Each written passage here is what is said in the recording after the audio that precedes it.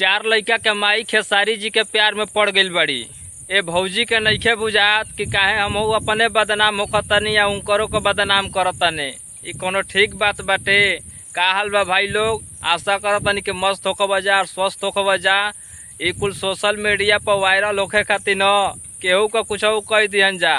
ये तरह अगर लाइन लग जाओ खेसारी जी से शादी करे वाली के न तो पूरा फोर्स खड़ा हो जाई। आ जौन उनकर दूगो लइकवा बना उ कहाँ जाइए से भौजी। हम सोशल मीडिया पर देखनी है कि एगो पत्रकार भाई इनकर से जब सवाल पूछत न तो खेसारिये भाई के गाना गा के उनकर प्यार के इजहार करत रही कि हमरो के लगही सुताली है अम्मा जी, बेटा और पी के करता डरामा जी। अरे भाई का डरामा तू करत रू नैखन डरामा करत, तू तो गा के छोड़ देना बहुत पहले। तो भाई लोग पहले इनकर वीडियो देखा जा तब तो हम लोग के पता चली कि कितना नटंकी करत रे। ये तरह ना बदनाम कइल जाला केहू के भौजी। पहले भैया वीडियो देखा जा।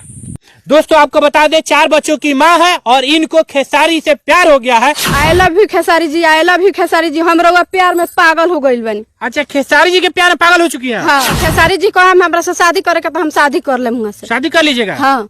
4 बच्चा को छोड़कर? 4 बच्चा के छोड़ के काहे लेके कीजिएगा? हाँ। चाचा इनको आप जानते हैं? जी। अच्छा, इनको किन से प्यार हो गया है? खेसारी जी से। खेसारी से जी।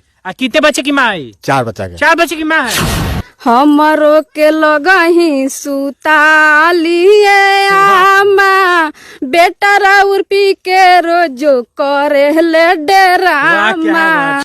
तो भाई लोग देखला जना वीडियो। प्यार तो सब केहू करेला, इंसान से करेला, जानवर से करेला, हर चीज से प्यार होखेला। प्यार एक किस्म के ना होखेला, 1000 किस्म के होखेला। माइयो बाप से प्यार करेला, भाइयों भौजाई से प्यार करेला। लेकिन तू ऐसा प्यार करत तारू भौजी कि जिंदगी बर्बाद हो जाए खेसारी भैया के। ऐसा प्यार मत कइल कर, हम इतने कहब। तो भाई लोग तह लोग के वीडियो कैसन लागल हो? अगर अच्छा लागल हो तो हमरा भी वीडियो चैनल के सब्सक्राइब कर लिया जा, बेल आइकन के दबावे के मत भूलिए जा।